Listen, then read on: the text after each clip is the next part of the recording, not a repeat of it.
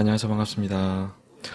오늘은 월요일 저녁 늦은 시간인데 한 7km를 걷다가 뛰다가 걷다가 땀을 좀 많이 빼고 왔어요. 그래서 기분이 무지무지 상쾌해서 좋은 프레시한 정신으로 녹음을 시작해 보겠습니다.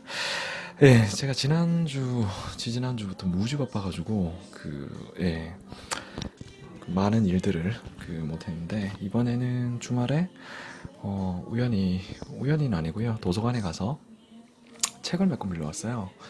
어떻게 빌려왔냐면 빌려보는 방식을 좀 재밌게 해봤어요.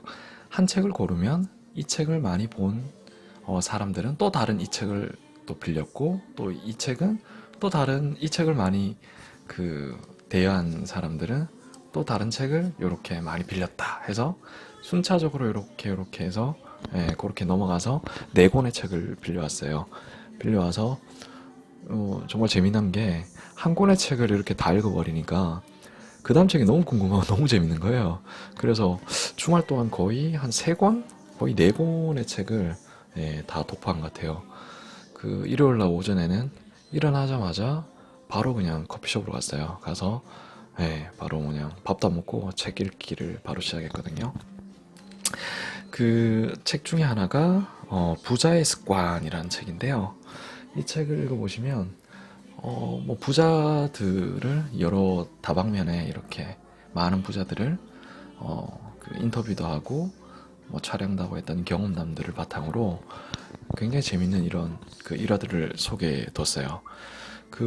또 이 책을 또 많이 본 분들이 가장 빨리 부자 되는 법이라는 책을 많이 또 봤더라고요. 그리고 또 가장 빨리 부자 되는 법을 대여를 많이 하신 분들이 성격 급한 부자들, 왜 성공하는 사람들 중에는 급한 성격이 많을까? 이 책을 또 연결이 되더라고요. 그리고 또 이 책을 많이 본 구독자들은 또 인생의 승부를 걸 시간이라는 책으로 또 연결이 되더라고요. 그래서 이 네 권의 책을 순차적으로 두 권은 다 읽었고요. 한 권은 한 80%, 한 권은 한 70% 가량 읽었는데 굉장히 재밌었습니다. 간단하게 요약드리면 우리가 알고 있는 성공의 방법들, 그러니까 성공이 뭐 인생의 성공도 있고 여러 가지 성공인데 여기서는 함축적으로 이렇게 이야기를 드리는 게 경제적인 기본을 둔 부자들에 관한 이야기예요. 그래서 부자들의 이야기를 초점으로 두면 성공과 부자가 되는 방법은 여러 가지가 있는데 어떻게 하면 함축적으로 집중해서 또 빨리 부자가 되는지에 대한 이야기들이 담겨져 있어요.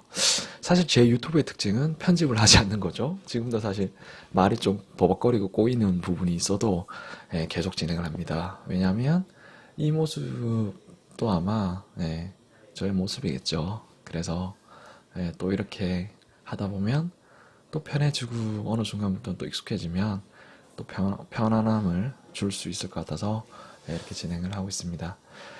네, 이 부자들의 특징을 읽어보면 참 다양한데 참 변수들이 많다는 거죠.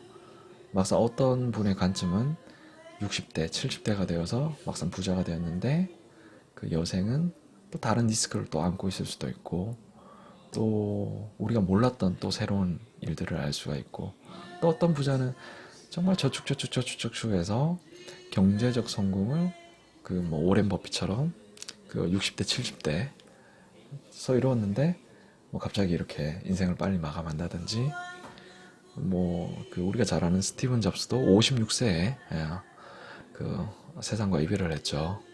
뭐 그런 관점에서도 많이 서술이 되어 있어요. 그리고 인생은 어떻게 될지 모른다. 그런데 또 한편으로는 우리가 최근에 Y세대인가요? 뭐 Z세대가 유행했던 욜로. 야, 우리 언제 죽을지 모르 인생은 한 번밖에 없는데 지금 즐길 수 있을 때 최대한 즐기고 여행도 많이 다니고 해외도 나가고 다 해보자. 이 부분도 모순도 있고 장점도 있고 또 맞는 말도 있고 그러니까 정답은 없다는 거예요. 다만 이 책들이 말하고 있는 부자들 중에는 그런 단편적인 사항들이 있을 때 최대한 어떻게 압축적으로 빨리 부자가 되고 어떻게 그런 기회들을 만들어서 이렇게 일으킬 수 있는지에 대한 이야기를 하고 있어요. 그 이야기의 또 첫 번째가 그 사업을 하는 게 리스크가 크냐 아니면 직장을 다니는 게 리스크가 크냐 했는데 이 책 저자는 사업을 하는 게 리스크가 적고 직장을 다니는 게 리스크가 더 크다. 왜냐하면 직장 내에서 무수한 변수들이 있다는 거죠. 그 저도 첫 직장을 시작했던 그 S모 그룹이 그 5년 만에 굉장히 어려움을 겪었어요.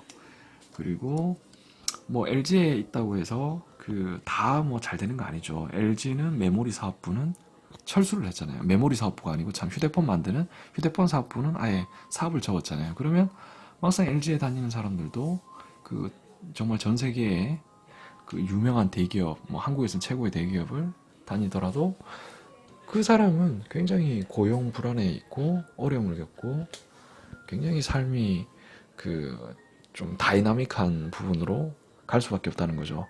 그런데 정말 또 이 책이 감명되는 부분이 뭐냐 하면 그런 고통과 위기와 이런 어려움이 왔을 때 그 보이지 않는 초인적인 힘이 나와서 그 성공의 기반을 만들 수 있다는 이런 내용들이 있어요. 제가 이 네 권의 책을 스트레이트로 그냥 쫙 읽다 보니까 사실 그 네 권의 책들이 그냥 종합적으로 집합이 되어서 한 저자인 것 같아요. 네, 한 저자가 저한테 이야기해 준 것 같아요. 그래서 이렇게 종합적으로 아마 이렇게 말씀을 드리는 거예요. 그런데 여러분들은 꼭 한번 읽어보시기를 제가 추천드립니다. 그 정말 이 책들 속에 보면 제가 사실 한 거의 작년 코로나 이후에 경제 서적인데 일반 사람들이 그 경험한 경제에 대한 부분들 그리고 그 유명한 이런 흐름을 그 가지고 장기간의 그 경제 그 패턴을 보고 또 이렇게 그 책을 만든 저자들 여러 가지 책들을 다 읽어봤는데 그 내용 속에 말하는 그 핵심은 좀 비슷한 부분들이 굉장히 있는 것 같아요. 제가 그래서 그 비슷한 부분을 제 입장에서 그 제 관점에서 한번 정리해서 한번 말씀을 드려볼게요. 첫 번째, 음, 부자는 기초적으로 실행력이 빠르다. 어, 그 실행력이 빠른 게 어떤 부분이냐면 뭐 무턱대고 그냥 아무 새로운 게 등장한다고 해서 그거를 막 다 달려나가고 이런 부분이 아니고 호기심이 굉장히 많아서 그런 새로운 기술이나 뭐 메타버스 같은 메타버스인가요? 네, 그런 시대의 흐름이 나타나면 빨리 그 길을 접목을 해보고 그 트라이를 해본다는 거죠. 그러고 난데 그 속에서 자기가 취할 수 있는 부분 그리고 자기가 못하는 부분들을 빨리 그 분류를 시킨다는 거예요. 그래서 자기가 취할 수 있는 부분에 자기 에너지를 할 수 있는 부분은요 취할 수 있다는 부분보다 자기가 할 수 있는 부분에 에너지를 올인을 하고 굉장히 집중을 한다는 거예요. 이 말은 즉슨 그 부자들이 다른 모든 부분에 호기심이 많다 보니 자기가 잘할 수 있는 부분하고 잘하지 못하는 부분들을 명쾌한 선택과 집중이 빠르다는 게 첫 번째였어요. 두 번째는 본인이 스스로 책임을 진다는 겁니다. 부자들의 특징들이 뭐냐면 그 책임이라는 게 굉장히 무서운 거잖아요. 우리가 사회생활 할 때. 심지어 뭐 법정에 가서 아 이건 제 잘못입니다 이러면 그냥 뭐 법정이 그냥 끝나버리잖아요. 그래 너가 인정했네 이렇게 그러다 보니까 무수한 사람들이 변명과 핑계에 익숙하다는 거죠. 그런데 정작 자기 자신은 속에 있는 마음은 자기가 뭘 잘못했고 자기가 어떤 부분이 약하고 자기가 이런 그런 부분 스스로에 대한 걸 잘 안다는 거죠. 그런데 그거를 자꾸 자기 내재화를 해서 자기 자신을 속이기도 굉장히 쉽대요. 자기 스스로 아 나는 아니다 아니다 아니다 보면 정말로 자기가 아닌 사람이 된 것처럼 이야기하게 되는데 그런데 그런 그 자기만의 약한 부분조차도 현실을 직시하고 스스로를 파악을 해서 그렇게 파악을 하고 자기 자신의 현실을 직시할 수 있는 사람 그러니까 정말 빨가벗고 자기 자신을 볼 수 있는 사람이 책임감을 가지고 삶을 살 수 있다는 거예요. 그러다 보면 그 책임감이 궁극적으로 부로 연결되는 경우가 많다는 겁니다. 네. 그 이 두 번째 책임감. 그리고 세 번째는 또 어떤 부분이 있냐면 스스로를 그 뭐라요? 굉장히 그 어떤 부분에서 그 이 말이 맞는 것 같아요. 사랑을 한다는 말이 예, 맞는 것 같아요. 제가 네 권의 공통적으로 나오는 말들이 조금 틀렸는데 그 말을 좋아하면 어떤 실패를 하든 어떤 어려운 일을 겪든 그 낙담을 해서 아, 나는 원래 이런 놈이야. 나는 이렇게밖에 할 수 없었을 거야. 난 정말 뭐 이렇게밖에 안 됐기 때문에 해서 그 한 두세 번의 실패로 자기를 정의를 내리지 않는다는 거예요. 그 한 예로 그 저희가 나이 들어서도 50대, 60대도 우리가 참 나이가 들면 핑계를 댈 게 되게 많거든요. 저도 어쩌면 우리가 사실 20대부터 핑계를 많이 대고 있죠. 우리가 대학교 한 3학년, 4학년 되면 1, 2학년 보고 아, 우리는 그냥 나이가 많아서 아, 니도 한 뭐 1년이 너도 한 1년 지나봐. 몸이 예전 같지 않아. 뭐 이렇게 선배들도 이런 거짓말. 그 군대 갔더니 군대 갔더니 야, 이 몸이 좀 완전 상했어. 그런데 막상 40대인 제가 볼 때는 그때가 정말 제일 좋은 나이고 지금 생각해도 날아다니는 나이죠. 그러면 60대가 저를 봤을 때 40대 같으면 제가 오늘 칼럼니스트 책을 또 잠깐 봤는데 이분이 이런 말씀을 하시더라고요. 아, 그때는 제가 40대고 두려운 게 없었기 때문에 그때는 그렇게 도전할 수 있었어요. 이 말을 하더라고요. 그런데 막상 저희 또래 이렇게 40대들 보면 조금 저보다 나이 많으신 분들은 벌써 아유, 우리 뭐 퇴임 걱정하고 아유, 우리 지금 이제 사회에서 나갈 뿐이 나가야 돼. 아니면 아유, 나가서 뭐 하나. 그런데 관점에 따라서 그렇게 용기를 가질 수 있고 또 어쩌면 자기 자신이 어떤 부분은 숨을 수 있는 그 장소나 뭐 숨을 곳을 마련하는 예, 이렇게 양자를 다 할 수가 있던 거예요. 어떤 부분은 40대가 최고의 전성기가 될 수도 있고 어떤 부분은 이제 40대 숨을 자리를 계속 마련하는 그러면 이 부분에서 정말 하늘과 땅 차이에 그런 차이가 나겠죠. 참고로 그 우리가 잘 아는 KFC 할아버지가 60대에 성공을 하셨고요. 우리가 잘 아는 뭐 그 창업 1세대 분들 보면 나이 드셔서 성공하신 분들 굉장히 많아요. 뭐 저희가 가깝게는 예, 뭐 많은데 제가 참 이름을 밝히기가 좀 그런 분들이 꽤 있어요. 여튼 많습니다. 50대에 창업을 하셔서 성공하신 분, 60대에도 이렇게 하신 분, 그리고 제가 알기로는 그 누구죠? 예, 뭐 실명을 거론하는 게 명확할 것 같아요. 뭐 예, 강덕수 회장님 같은 경우에 에스텍스 그룹을 50대에 예, 그 정말 그 자녀들을 다 불러놓고 내가 이제 너희들한테 대학 등록금을 대어줄 줄 못할 수도 있다.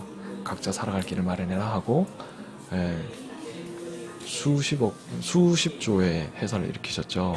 그 20억을 론을 받고 200억의 회사를 인수를 해서 예, 그것도 돈을 다 대출을 받으셨겠죠. 그리고 또 우리가 아는 그 지금 권노갑 대표인가요? 권노갑 대표 옛날에 김대중 대통령의 그 저기 예, 비서실장 하셨고 되게 그분은 지금 80대인가 그때 박사학위도 하고 계시고 언어도 영어를 꽤 고급을 그때부터 또 시작을 하셨다고 제가 또 알고 있거든요. 그리고 그 제가 주변을 보면 60대 그 뭔가를 이렇게 하셔가지고 예, 그 발전을 하고 책을 내신 분도 굉장히 많고 그래서 이거는 정말 마음먹기에 따라서 예, 틀린 것 같아요. 그래도 단 이런 것들을 할 수 있는데 정말 우리 현실 세계에 돌아왔을 때 경제적인 자립 조건이 되어야지 이런 활동들도 충분히 잘할 수 있다라고 예, 말씀을 드릴 것 같아요. 녹음을 하다 보니 뭐 시간이 금방 가네요. 자, 오늘은 여기까지 하겠습니다. 여기까지 하고 예, 연이어 바로 제가 또 다른 이야기를 진행을 해보겠습니다. 구독과 좋아요를 눌러주세요.